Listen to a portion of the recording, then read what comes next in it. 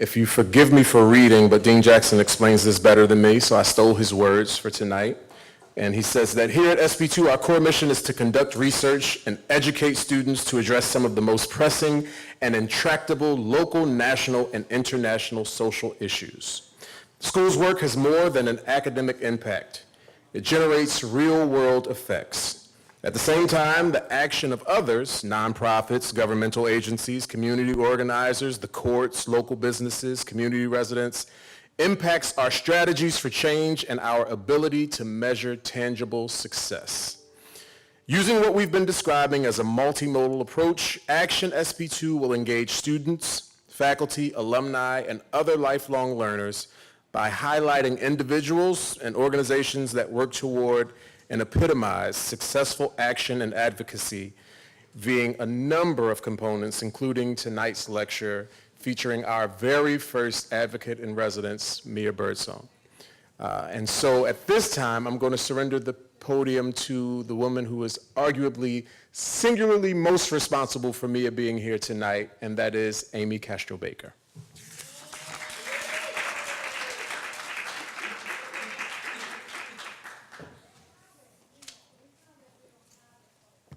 Tim, you're a little bit taller than I am, just a little bit. Thanks so much. Okay, so my role is simply, very briefly, to introduce Mia. You have your set over there? Because this will be quick. One of the things I just shared with a colleague right before we started here today was I said every once in a while, and it doesn't happen that often, I hear a lot of people speak, let me put it that way. As all of you know, I go to a lot of events. And I'd say every once in a great while, I hear somebody speak whose voice, there's something about their story, there's something about the way that they present data or the way that they look at social problems where it pings in my mind and I say, that's the voice I want my students to hear. So in all seriousness, I heard Mia speak last spring and immediately emailed the dean and requested that she come to campus because I really wanted you all to hear what it is she has to say. With that being said, I'm going to just give a few highlights of her very lengthy bio. I am under strict instructions from her to not read the entire thing, but know that her accolades far exceed this small piece of paper which I'm holding right here. So in brief, Mia Birdsong is a family and community visionary who spent more than 20 years fighting for the self-determination and pointing out the brilliant adaptations of everyday people. She's currently the co-director of Family Story and a senior fellow at the Economic Security Project, where she's expanding the current universal basic income movement to include perspectives and leadership from communities experiencing economic and racial injustice. Her 2015 TED Talk, The Story We Tell About Poverty Isn't True, has been viewed over 1.6 million times. I don't know about you, but that's far more than I think my lectures and my classes are ever viewed. She spent time organizing to abolish prisons, teaching teenagers about sexuality and drugs, interviewing literary luminaries like David Foster Wallace and John Irving, and she's also a graduate of Oberlin College, and currently is an Ascend Fellow at the Aspen Institute. So, without further comment, I'm going to welcome Mia.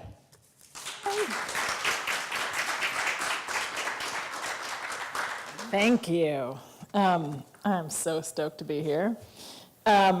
So this is my first time in Philadelphia, like properly, and I flew through Philadelphia in February, which is Black History Month, and there was like this amazing display in some hallway of like famous Black Philadelphians, and I was like, all the good Black people are from Philly.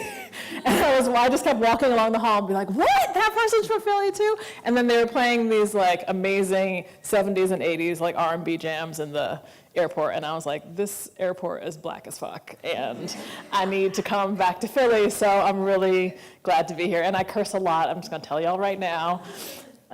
Sorry, young people. My children are constantly being like, Mom, stop that. Speaking of my children, so there is this after-school ritual that I started doing with them a couple of years ago because I got tired of the answer they would give me when I would say, how was your day? Because they would say what? Fine. And I'd say, what did you do today? And they would say, nothing, exactly. So a couple of years ago, a friend posted something on Facebook called like the 3 questions to ask to like reveal the secrets of your children's day. Now, as you know, like online headlines are notoriously overpromising, but I clicked on it and I read this article and it had these 3 great questions. And the first one was, how were you kind today?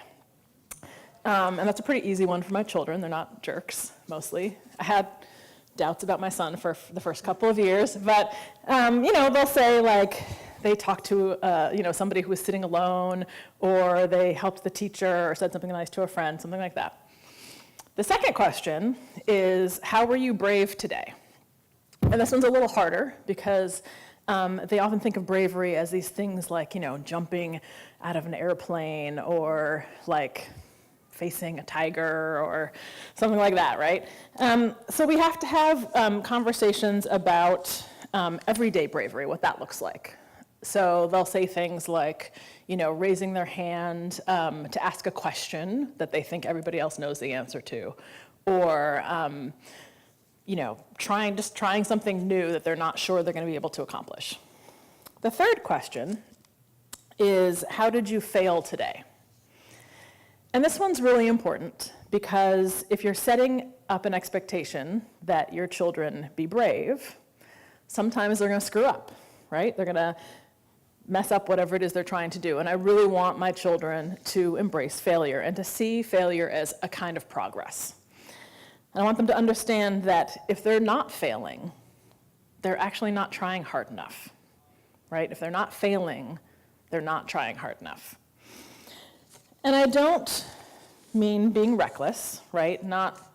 That's not really bravery. I mean venturing outside their comfort zone. So imagine you're going through this daily ritual with your children. How are you kind today? How are you brave today? How did you fail today? And you begin to see news stories of communities in your own country that are under attack. So we start talking about other kinds of bravery. We talk about undocumented people who speak publicly about their status. We talk about trans and gender nonconforming people who put themselves at risk for harassment or attack just for choosing to use a bathroom. We talk about Black women who are facing armed columns of police to assert that their lives matter. And now we will be talking about people who experience sexual assault and harassment on a regular basis, not because of how they dress, or how attractive they're deemed, or how much they drink, or where they choose to walk, but simply because they occupy bodies that others, mostly men, believe they should have access to. We talk about our responsibility to use whatever power and privilege we have to fight for the safety and rights of all people.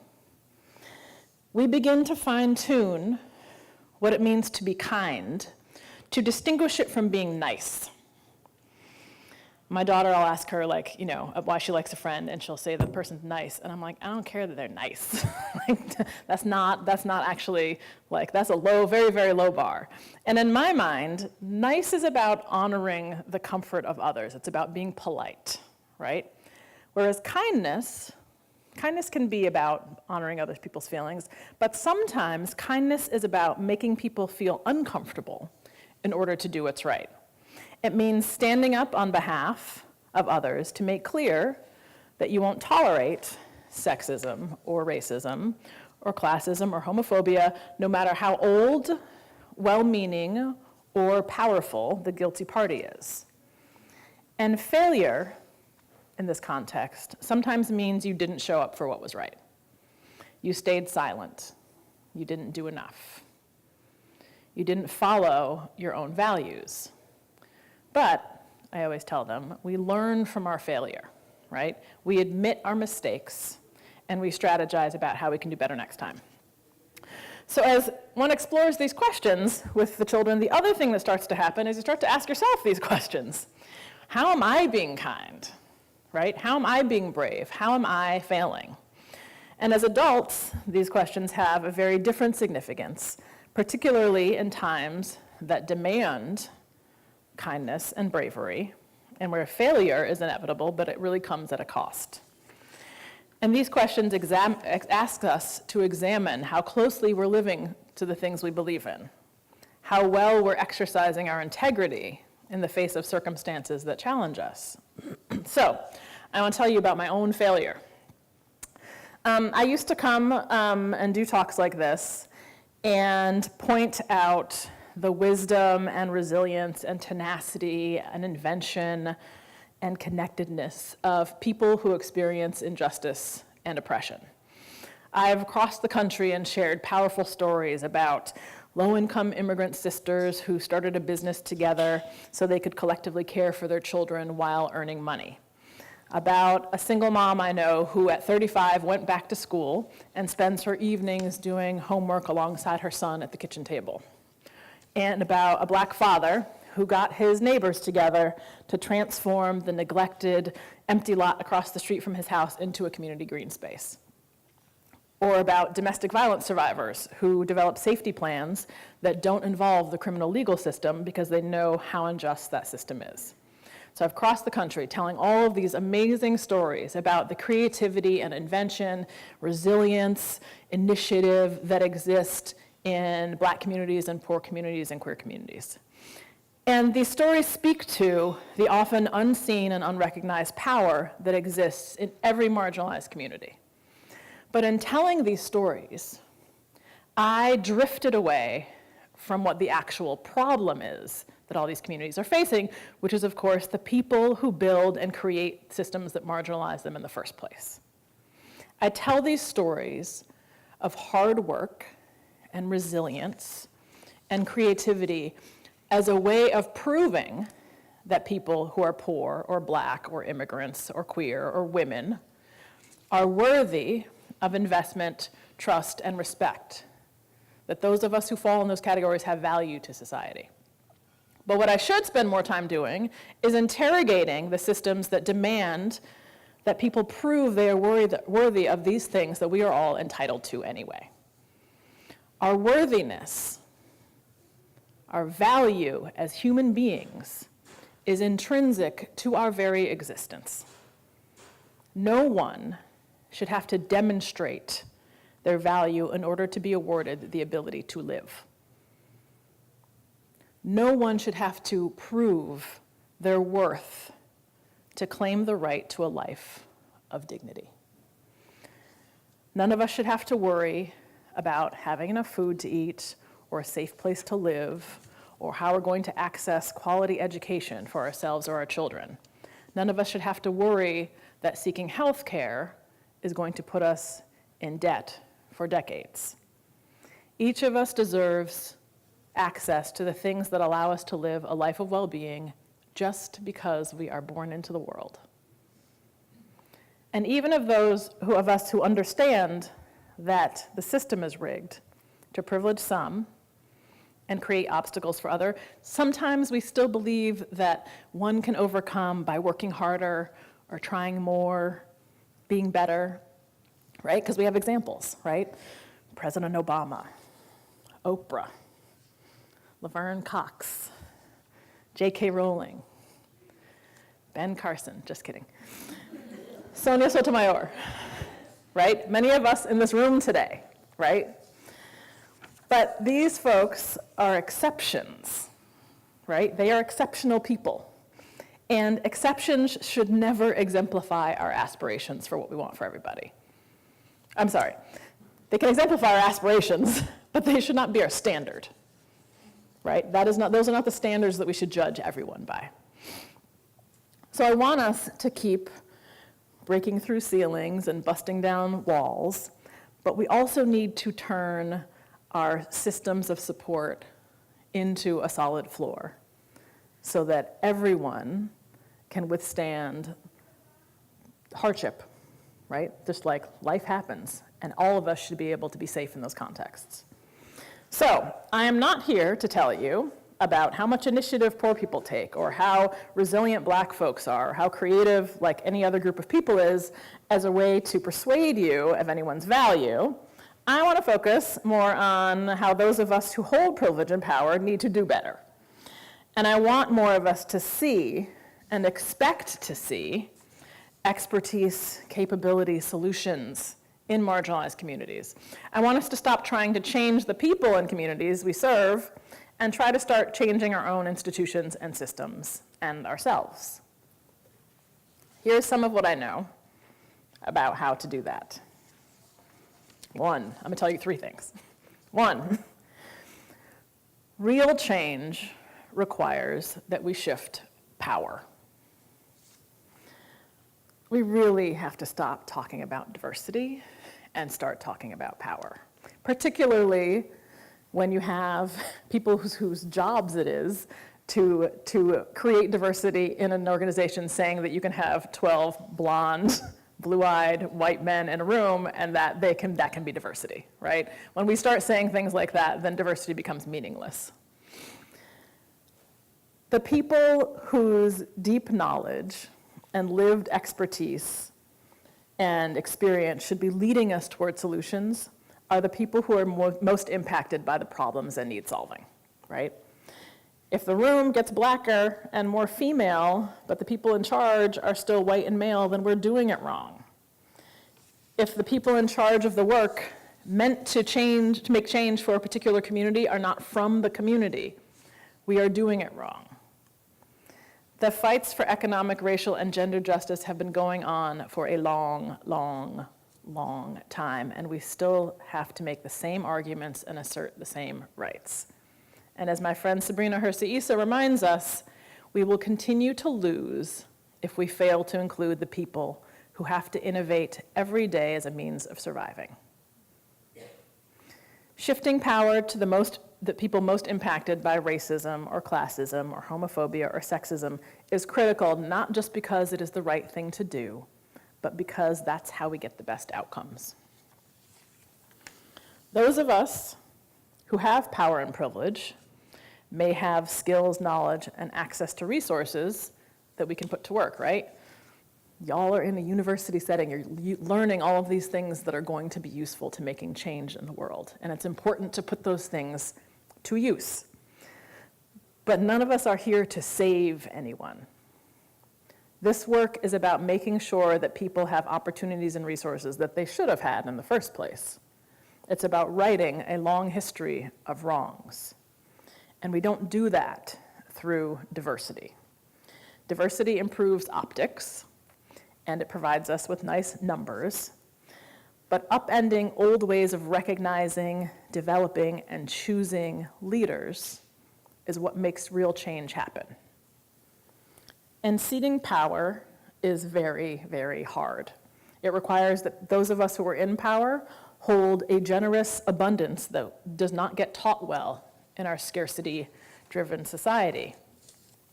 So we have to learn that there is more than enough for all of us. When those of us who hold power cede it to those who are systematically denied it, we don't become less powerful. We become less burdened. 2, we really, really need to center conversations about race and center people of color when we're talking about systemic injustice. We can't understand or begin to address injustice in America without having hard conversations about racism. One of the unintended consequences of the civil rights movement of the 60s was making the word racist kind of one of the worst things that you could say about the actions of a white person. White people will go out of their way to deny being racist because racists are like cross-burning, hood-wearing, name-calling devils. And as a result, we have plenty of racism in this country but seem to have no racists. So let's be real. We live in a society in which our history and our cultural narratives uphold a racial hierarchy which places white people at the top and black people at the bottom. You cannot be a white person in this country and not be indoctrinated with racist perspectives. And this isn't a thing for white folks to feel bad about or guilty, but it's a thing to examine and interrogate. Racism is not a binary, it exists on a spectrum. And the cross-burners are at one end of that spectrum. And it is the job of white folks to continually move toward the other end. Since I'm talking about race, I'm going to specifically talk to the people of color in this audience. Hi. I see you. So I just want to share a story with you. White people, you can listen, but just know it's not for you. So earlier this year, I spent 3 days on land in the Chesapeake Bay that used to be a plantation. And I was there with a group of like 20 folks. On our first night there, we learned that the former owner of the plantation and his 2 sons were notorious, not just on their plantation, but on the surrounding plantations, for raping and impregnating enslaved black women. So on our second night there, and hearing that was like, it was hard. It was uncomfortable. It made me feel both invisible and like very conspicuous. So on the second night there, I gathered up, there were 5 other black people there, and I gathered that all of us up in a group, and we walked out into the cold, into this field where some crop used to grow, and we circled beneath the branches of these 2 trees to pay homage to our ancestors. And we held hands, we drank from a communal cup, we poured libations to honor the folks who worked that land, the folks who came before us. And when we were done, we all looked up at the sky. It was a completely clear night. There were a billion stars out. And we were all struck by the fact that although the land had changed, that the sky was the same as it had been for hundreds of years. So that the folks who worked that land had stared up at the same sky. When I'm facing the kind of challenge and adversity or injustice that makes my breath shallow or wakes me up at night or just makes me feel hopeless, which has been hard not to feel since November 8th of last year, I often think about my ancestors. I think about all they survived and created so that I could be standing here. They crossed oceans. They physically labored under brutal conditions. They were separated from loved ones. They were beaten. They brought food and gods from where they came from to here. They invented new music and art to celebrate and to mourn. They fashioned life and conjured family, and they dreamed me into existence. I know that if they didn't believe that we could be free, that we'd still be enslaved. I know from them that no great power is permanent or immovable.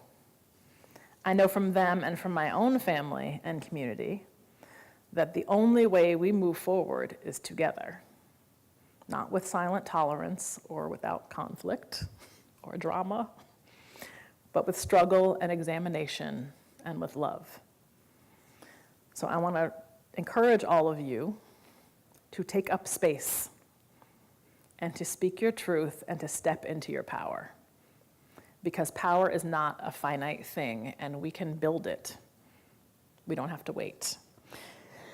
And also, there's a new Black Panther preview out today, so that has made me very happy. Okay, back to everyone else. Number 3. This is something I've been sitting with for a couple of months and thinking on a lot. And I feel like I'm going to say this to you, and then in a month, my thoughts on this will have evolved. So you're getting bits of thinking. But the other thing I know is about choosing genuine connection over safe distance. So I want you all to take a minute and look around the room. Look at each other, into each other's eyes. Everybody. Because I'll call you out if you don't do it.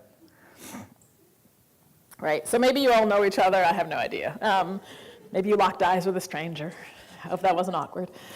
And I just want you to think for a moment about who you saw and kind of what you would do for them, right? What would you be willing to risk for the people that you made eye contact with? The depth of our connection to others dictates how much we value them, right? The depth of our connection to others dictates how much we value them. For example, I have amazing children, and I say this not as an objective fact, but because I'm their mom, right? And I'm very, very connected to them. And because I'm connected to my babies, there is very little I would not do to support them, to protect them, to care for them, to make them feel safe and loved. Like I totally, if I had to choose between all of y'all and my 2 babies, I would totally choose them and you all would be gone. And that's not personal, that's just because I'm very connected to them, right? So for the people whom we feel most connected to, we demonstrate how we value them by showing up, by listening, by caring for them and considering them, right? We feel accountable to them, responsible for them. We want to keep them safe. We want to share our resources with them. We want them to succeed because we see their success as our success. People we don't feel connected to become others, right? Others have a story we don't totally relate to. They're not our people. The act of othering folks allows us to treat people personally and systemically as if their lives are less important and less valuable. And we may know intellectually that everyone's life has value, but without that connection, the knowledge doesn't really root itself in our heart. And without that connection, we can't see people. We can't understand their complexity. We can't relate. So we fall back on assumptions and stereotypes. And the deep kind of rotten problem that infects so much of how we walk through the world is this lack of connection combined, and I'm speaking about this in kind of like the social, the progressive part of the country, the liberal space, because like to some extent, I mean, I'm gonna be real, like I'm not bipartisan. Like I am a very progressive person. And I'm not really concerned about changing the minds of people on the far right. Other folks can do that, that's fine. But just in like the space that I'm making some assumptions here, that I'm assuming most of us exist in, we still have this issue of lack of connection combined with good intentions. And it produces this kind of sinister twin to othering people, which is a kind of paternalism, right? So on its face, it doesn't seem that bad because it's about taking care of others and providing for them. But it's really also about denying them their rights and their responsibilities. It's about limiting their autonomy because you believe that you know what's best for them. And it includes this dangerous attitude of superiority. And the social sector in this country is rampant with paternalism. It exists in workplaces, neighborhoods, communities as well, but the social sector is really like lousy with it. And it's important that we take on the responsibility of really being vigilant about the tendency to be paternalistic. When you go through school and you are taught things, we sometimes lose touch from people's actual experiences, right? The academic pieces that we learn can overshadow what we may know or what we could learn from the lived experiences of human beings. And it's tricky sometimes because paternalism can allow us to do good without actually doing less harm. So it allows us to feel good about giving without doing the work and sacrifice that actually creates justice. And to do less harm, we have to behave in ways that respect the dignity and agency of people. And justice requires that we examine and work to eliminate the reasons that inequality exists in the first place. You know, and the obstacles we're facing today aren't new. When it comes to economic, racial, and gender injustice, I know all of you understand we've had a problem for a really long time. Most of you are experiencing one, if not more, of those injustices. That's why you're sitting here, right? That's why I'm here talking to you. So we really urgently need to articulate a new vision for this country, and we can't do that working inside of the status quo and maintaining the same systems of power that we've had. The status quo has given us the same vision of America that helped win the most recent presidential election. We all know what Make America Great Again looks like, right? And what's so sinister about that is not who's included, but who is excluded from that vision, who it keeps out. That narrative doesn't include people of color. It doesn't include people with disabilities. It doesn't include queer people. It doesn't include trans folks. It doesn't include immigrants of color. It doesn't include Muslims. It doesn't include poor people. It doesn't really include women, right? That version of America is not meant for us. And that's most people in the country. So we face this really big challenge when it comes to articulating a new vision, because the Make America Great Again people get to point to a picture that we've all seen before. It's just like this fictitious version of what the past looked like. I always think of like Leave It to Beaver, like that kind of America when I think about Make America Great Again.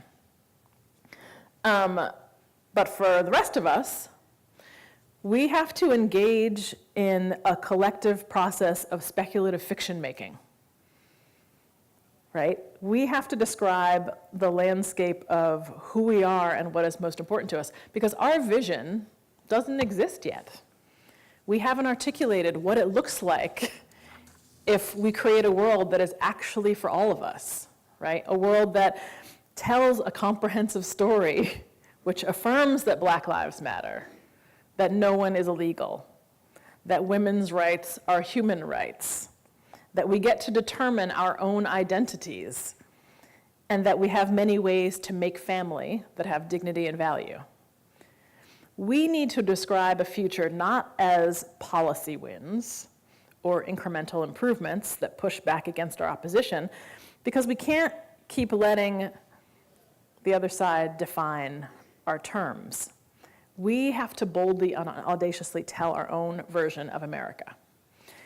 And we all need the inspiration and hope and sense of clarity of purpose that that would offer.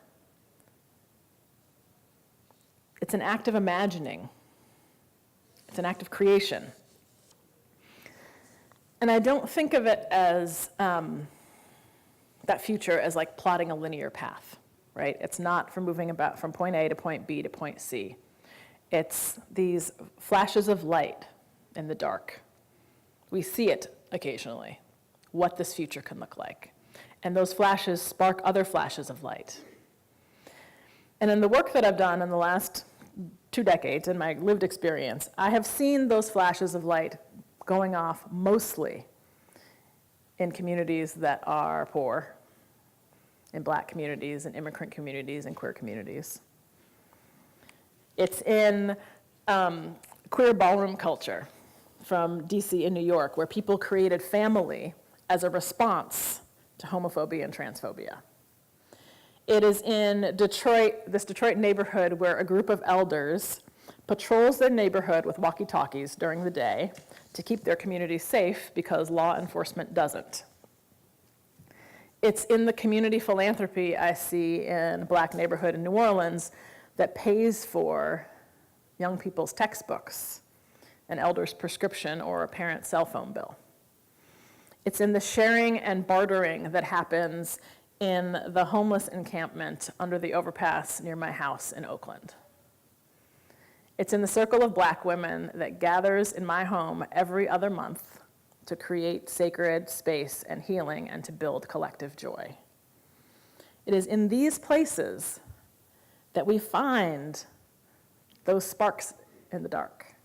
It's in these places that we find the inspiration and leadership and see ways of being and interacting, modalities for inclusive systems and structures of well-being and interdependence. So I am doing my best to shoot off my sparks into the dark as often as I can. And I'm looking for those bright spots to lead us home into a shiny future. Thank you.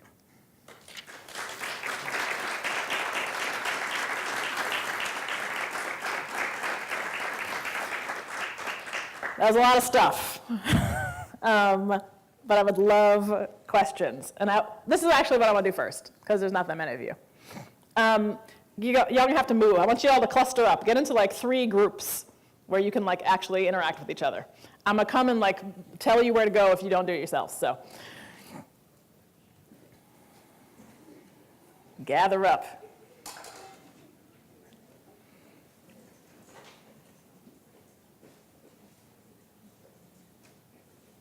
So I have found that when I give talks, it is way better for the audience to start a conversation with each other than it is for them to start asking me questions, partly because y'all are in community together and need to be having these conversations anyway. But also, there's lots of expertise and like experience in this room. I'm not holding all of that, and I'd love for you all to like learn things from each other. All right, so I want you all to just like, are you getting out of the middle of that circle? Okay. All right, 2 groups, that's fine. So spend a little time just like talking with each other, like maybe go around the circle and say one thing that resonated for you about some of what you heard. And it doesn't have to be directly related. It could be that like I said something that reminded you of something you're learning in a class or a book you read or whatever. But go around the circle once and make sure everybody gets to say something. And then you're going to have a little bit of a conversation with each other.